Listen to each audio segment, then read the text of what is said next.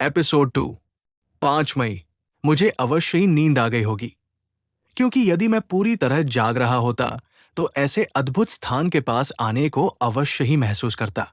अंधेरे में आंगन काफी बड़ा दिखाई दे रहा था, और क्योंकि उससे कई काले रास्ते विशाल गोल मेहराबों के नीचे से जाते थे, इसलिए वो शायद वास्तव में जितना था उससे भी अधिक विशाल प्रतीत हो रहा था। अभी तक मैं उसे दिन के उजाले में नहीं देख पाया हूं। जब बग्घी रुकी तो चालक नीचे कूदा और मुझे उतरने में सहायता करने के लिए अपना हाथ बढ़ाया।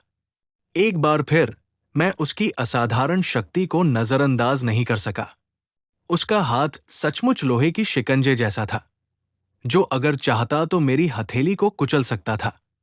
फिर उसने मेरा सामान उठाया और उसे जमीन पर मेरे पास रख दिया, जहां मैं एक विशाल दरवाजे के सामने खड़ा था। पुराना, बड़े लोहे के कीलों से जड़ा हुआ और भारी पत्थर की उभरी हुई चौखट में लगा हुआ। मध्यम रोशनी में भी मैं देख सकता था कि पत्थर पर भारी नक्काशी की गई थी, पर समय और मौसम ने उसे बहुत घिस दिया था। जैसे ही मैं खड़ा था, चालक फिर से अपनी सीट पर चढ़ा, लगाम हिलाई और घोड़े आगे बढ़ गए। बग्घी और चालक दोनों ही अंधेरे रास्तों में से एक में गायब हो गए। मैं चुपचाप वहीं खड़ा रहा, क्योंकि मुझे समझ नहीं आ रहा था कि क्या करूं। न तो घंटी थी और न ही कोई कुंडा। इन डरावनी दीवारों और अंधेरी खिड़कियों के बीच मेरी आवाज के भीतर पहुंचने की कोई संभावना नहीं थी। प्रतीक्षा का समय अंतहीन लग रहा था और मेरे मन में शंकाएं और भय उमड़ने लगे। मैं किस तरह की जगह पर आ गया था और किस प्रकार के लोगों के बीच? ये कैसी भयावह यात्रा थी जिस पर मैंने कदम रख दिया था? क्या ये किसी सॉलिसिटर के क्लर्क के जीवन की सामान्य घटना थी, जिसे किसी विदेशी को लंदन की संपत्ति की खरीद समझाने भेजा गया हो? सॉलिसिटर का क्लर्क। मीना को यह अच्छा नहीं लगेगा। सॉलिसिटर, क्योंकि लंदन से निकलने से ठीक पहले मुझे सूचना मिली थी कि मेरी परीक्षा सफल हो गई है और अब मैं पूरी तरह योग्य सॉलिसिटर हूं। मैंने अपनी आंखें मलनी शुरू की और खुद को चुटकी काटकर यह देखने लगा कि कहीं मैं सपना तो नहीं देख रहा। यह सब मुझे एक भयानक दुस्वप्न जैसा लग रहा था, और मुझे उम्मीद थी कि मैं अचानक जाग जाऊंगा और खुद को घर पर पाऊंगा, जहां खिड़कियों से सुबह की रोशनी अंदर आ रही होगी, जैसा कि कभी कभी अत्यधिक काम के बाद हुआ करता था। लेकिन चुटकी का दर्द असली था और मेरी आंखें धोखा नहीं खा रही थी। मैं सचमुच जाग रहा था और कारपेथियन पर्वतों के बीच था। अब मेरे पास धैर्य रखने और सुबह होने की प्रतीक्षा करने के अलावा कोई विकल्प नहीं था। जैसे ही मैं इस निष्कर्ष पर पहुंचा, मुझे विशाल दरवाजे के पीछे से भारी कदमों की आहट सुनाई दी और दरारों से आती हुई रोशनी की झलक दिखी। फिर जंजीरों की खड़खड़ाहट और भारी कुंडियों के खुलने की आवाज आई। लंबे समय से इस्तेमाल न हुई चाबी के घूमने की तीखी चरमराहट के साथ विशाल दरवाजा खुल गया। अंदर एक लंबा, वृद्ध व्यक्ति खड़ा था। लंबी सफेद मूंछों को छोड़कर पूरा चेहरा मुंडा हुआ और सिर से पैर तक काले वस्त्रों में, जिनमें रंग का एक भी निशान नहीं था। उसके हाथ में एक प्राचीन चांदी का दीपक था, जिसमें बिना किसी शीशे या चिमनी के लौ जल रही थी और खुले दरवाजे की हवा में कांपती हुई लंबी परछाइयां बना रही थी। उसने अपने दाएं हाथ से बड़े शिष्ट ढंग से मुझे भीतर आने का संकेत किया और उत्कृष्ट अंग्रेजी में, लेकिन अजीब लहजे के साथ कहा, मेरे घर में आपका स्वागत है। स्वेच्छा से और अपने स्वतंत्र निर्णय से प्रवेश करें। वो आगे बढ़ने का कोई प्रयास नहीं कर रहा था, बल्कि मूर्ति की तरह खड़ा था, मानो उसका स्वागत का इशारा उसे पत्थर में बदल गया हो। लेकिन जैसे ही मैंने दहलीज पार की, वो अचानक आगे बढ़ा और मेरा हाथ थाम लिया, इतनी शक्ति से कि मैं कराह उठा। ये और भी असहज था, क्योंकि उसका हाथ बर्फ की तरह ठंडा था, किसी जीवित मनुष्य से अधिक किसी मृत शरीर जैसा। उसने फिर कहा, मेरे घर में आपका स्वागत है। निडर होकर प्रवेश करें, सुरक्षित जाए, और जो सुख आप लाते हैं उसका कुछ अंश यही छोड़ जाए। उसकी पकड़ की ताकत इतनी चालक जैसी थी, जिसका चेहरा मैंने नहीं देखा था, कि एक पल के लिए मुझे संदेह हुआ कि कहीं ये वही व्यक्ति तो नहीं। ये सुनिश्चित करने के लिए मैंने पूछा, काउंट ड्रैकुला? उसने शिष्टतापूर्वक झुकते हुए उत्तर दिया, मैं ड्रैकुला हूं और आपका स्वागत करता हूं मिस्टर हार्कर, अपने घर में। भीतर आइए। रात की हवा ठंडी है और आपको भोजन व विश्राम की आवश्यकता होगी। आओ, उसने अंततः कहा, मुझे लंदन के बारे में और उस घर के विषय में बताओ जिसे तुमने मेरे लिए खरीदा है। अपनी लापरवाही के लिए क्षमा मांगते हुए मैं अपने कमरे में गया ताकि अपने थैले से कागजात निकाल सकूं। जब मैं उन्हें क्रम में रख रहा था, तब मैंने बगल के कमरे में चीनी और चांदी के बर्तनों की खनखनाहट सुनी, और जब वहां से गुजरा तो देखा कि मेज साफ कर दी गई थी और दीपक जला दिया गया था, क्योंकि तब तक गहरी अंधेरा छा चुका था। अध्ययन कक्ष या पुस्तकालय में भी दीपक जल रहे थे, और मैंने काउंट को सोफे पर लेटे हुए पाया, जो संसार की किसी भी वस्तु से अधिक आश्चर्यजनक बात, एक अंग्रेजी ब्रैडशॉ गाइड पढ़ रहा था। जब मैं भीतर आया तो उसने मेज से किताबें और कागज हटा दिए, और फिर हम योजनाओं, दस्तावेजों और हर प्रकार के आंकड़ों में लग गए। उसे हर चीज में गहरी रुचि थी, और वो स्थान तथा उसके परिवेश के बारे में असंख्य प्रश्न पूछता रहा।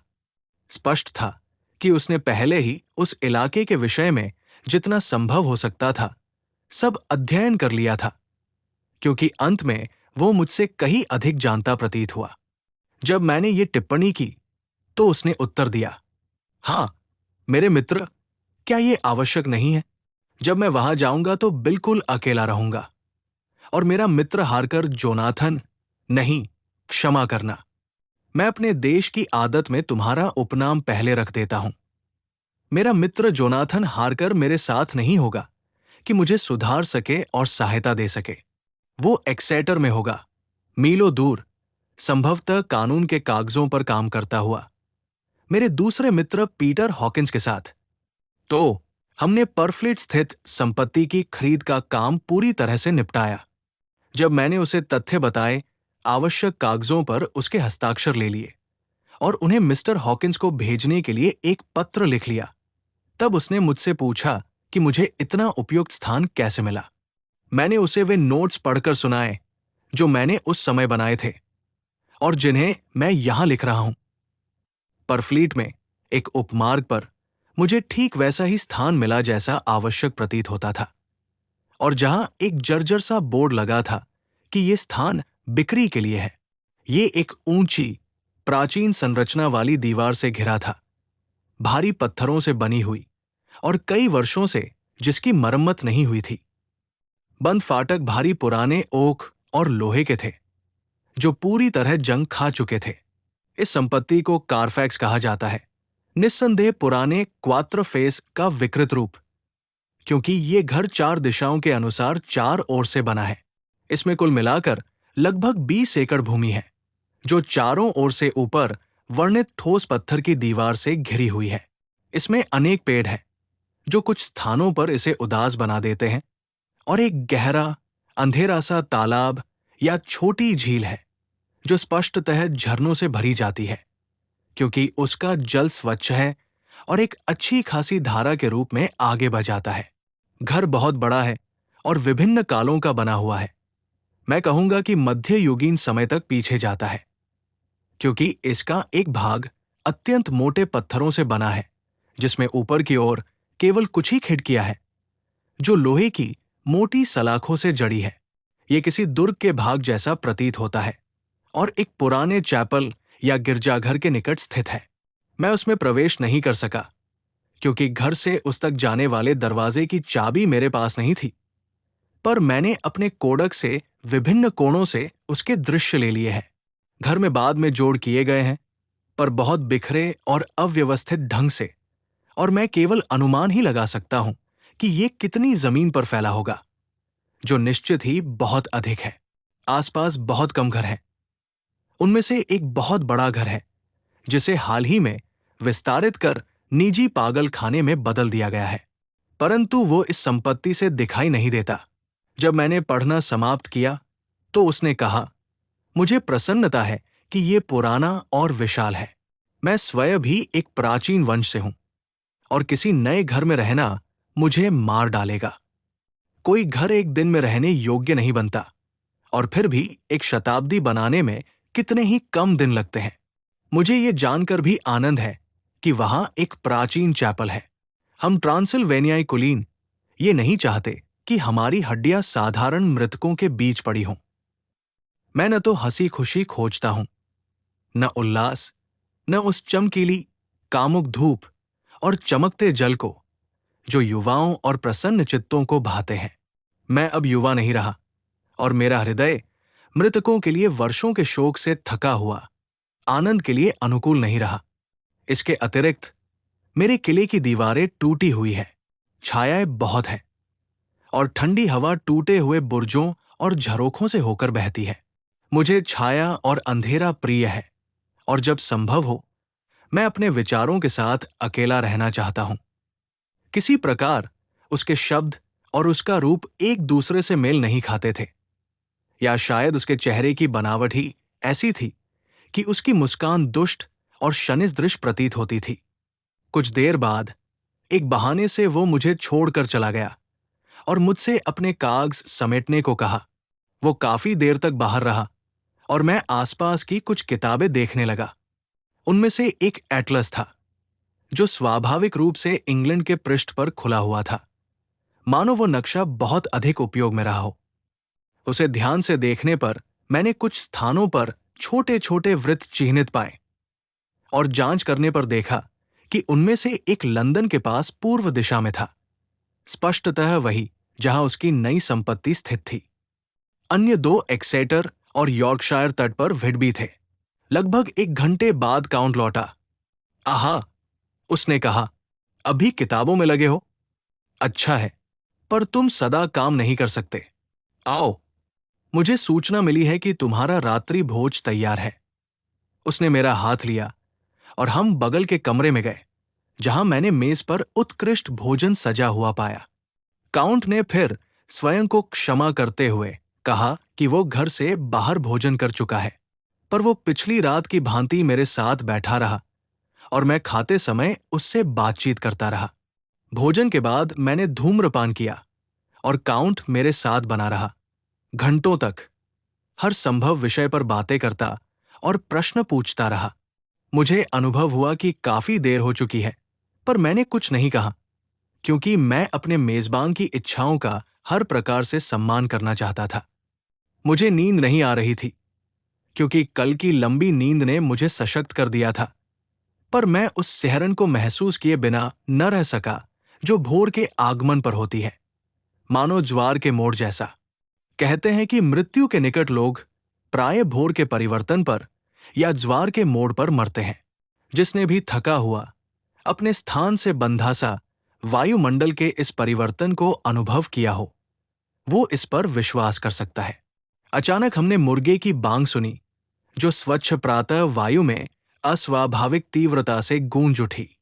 काउंट ड्रैकुला उछलकर खड़ा हुआ और बोला, क्या फिर से सुबह हो गई? मैं कितना लापरवाह हूं कि तुम्हें इतनी देर तक जागने दिया। तुम्हें अपने प्रिय नए देश इंग्लैंड के विषय में बातचीत को कम रोचक बनाना होगा, ताकि मैं ये न भूलूं कि समय हमारे बीच कैसे उड़ जाता है। और एक शिष्ट अभिवादन के साथ वो शीघ्रता से चला गया। मैं अपने कमरे में गया और पर्दे खींच दिए, पर देखने लायक कुछ विशेष नहीं था। मेरी खिड़की आंगन की ओर खुलती थी। मैं केवल जागते आकाश का गर्म धूसर रंग देख सका, इसलिए मैंने फिर पर्दे खींच लिए और इस दिन का वृत्तांत लिख दिया। 8 मई। जब मैं ये डायरी लिख रहा था, तो मुझे भय होने लगा कि मैं अत्यधिक विस्तार में जा रहा हूं। पर अब मुझे प्रसन्नता है कि मैंने आरंभ से ही सब कुछ विस्तार से लिखा, क्योंकि इस स्थान और इसमें जो कुछ भी है, उसमें कुछ ऐसा विचित्र है कि मुझे बेचैनी अनुभव होती है। काश मैं यहां से सुरक्षित निकल पाता, या काश मैं कभी यहां आया ही न होता। संभव है कि ये अजीब रात्रिकालीन जीवन मुझ पर प्रभाव डाल रहा हो, पर काश यही सब कुछ होता। यदि कोई बात करने को होता तो मैं सहन कर सकता, पर यहां कोई नहीं है। बात करने के लिए केवल काउंट है, और वो मुझे भय है कि मैं स्वयं ही इस स्थान में एकमात्र जीवित आत्मा हूं। मुझे यथासंभव तथ्यात्मक रहना चाहिए। इससे मुझे धैर्य रखने में सहायता मिलेगी और मेरी कल्पना को उन्मुक्त नहीं होने देना चाहिए। यदि ऐसा हुआ तो मैं नष्ट हो जाऊंगा। इसलिए मैं स्पष्ट रूप से बताता हूं कि मेरी स्थिति क्या है या मुझे कैसी प्रतीत होती है। मैं बिस्तर पर जाने के बाद केवल कुछ ही घंटे सो पाया और जब लगा कि अब और नींद नहीं आएगी तो उठ गया। मैंने अपनी दाढ़ी बनाने का शीशा खिड़की के पास टांग रखा था और अभी दाढ़ी बनाना शुरू ही किया था कि अचानक मुझे अपने कंधे पर एक हाथ महसूस हुआ और काउंट की आवाज सुनाई दी, सुप्रभात। मैं चौंक गया क्योंकि यह मुझे आश्चर्यजनक लगा कि मैंने उसे देखा नहीं, जबकि शीशे के प्रतिबिंब में मेरे पीछे का पूरा कमरा दिख रहा था। चौंकने में मैं हल्का सा कट गया, पर उस क्षण इसका ध्यान नहीं आया। काउंट के अभिवादन का उत्तर देने के बाद मैं फिर शीशे की ओर मुड़ा, ये देखने के लिए कि मुझसे कैसी भूल हुई। इस बार कोई भूल संभव नहीं थी, क्योंकि वह मेरे बिल्कुल पास खड़ा था और मैं उसे अपने कंधे के ऊपर देख सकता था, पर शीशे में उसका कोई प्रतिबिंब नहीं था। मेरे पीछे का पूरा कमरा दिख रहा था, पर उसमें मेरे अतिरिक्त किसी मनुष्य का कोई चिन्ह नहीं था। ये चौंकाने वाला था और इतने सारे अजीब अनुभवों के बाद उस अस्पष्ट असहजता को और बढ़ाने लगा जो मुझे काउंट के निकट होने पर सदा होती है। पर उसी क्षण मैंने देखा कि कट से थोड़ा रक्त बह रहा था और वो मेरी ठोड़ी पर टपक रहा था। मैंने उस तरह रख दिया और आधा घूमकर कोई चिपकने वाला पट्टी ढूंढने लगा। जब काउंट ने मेरा चेहरा देखा तो उसकी आंखें किसी दानवी क्रोध से दहक उठीं और उसने अचानक मेरी गर्दन की ओर झपट्टा मारा। मैं पीछे हट गया और उसका हाथ उस मनकों की डोरी से छू गया जिसमें क्रूस लटका था। उससे उसमें तत्काल परिवर्तन आ गया। क्रोध इतनी शीघ्रता से शांत हो गया कि मुझे विश्वास ही नहीं हुआ कि वो कभी था भी। सावधान रहो, उसने कहा। सावधान रहो कि तुम अपने आप को न काटो। ये देश में तुम्हारी कल्पना से अधिक खतरनाक है। फिर दाढ़ी का शीशा उठाते हुए वो बोला, और यही वो निकृष्ट वस्तु है जिसने ये सब किया। ये मनुष्य की अहंता की घृणित तुच्छ वस्तु है। इसे दूर करो। और अपनी भयानक शक्ति से खिड़की एक झटके में खोलकर उसने शीशे को बाहर फेंक दिया, जो नीचे आंगन के पत्थरों पर 1000 टुकड़ों में टूट गया। फिर वो बिना एक शब्द कहे चला गया। ये अत्यंत कष्टप्रद है, क्योंकि अब मुझे समझ नहीं आता कि मैं दाढ़ी कैसे बनाऊं। जब तक कि अपनी घड़ी के ढक्कन या दाढ़ी बनाने के पात्र के तले में न देखूं, जो सौभाग्य से धातु का है। जब मैं भोजन कक्ष में गया तो नाश्ता तैयार था, पर काउंट कहीं दिखाई नहीं दिया। तो मैंने अकेले नाश्ता किया। ये अजीब है कि अब तक मैंने काउंट को खाते या पीते नहीं देखा। वो अवश्य ही एक अत्यंत विचित्र व्यक्ति है।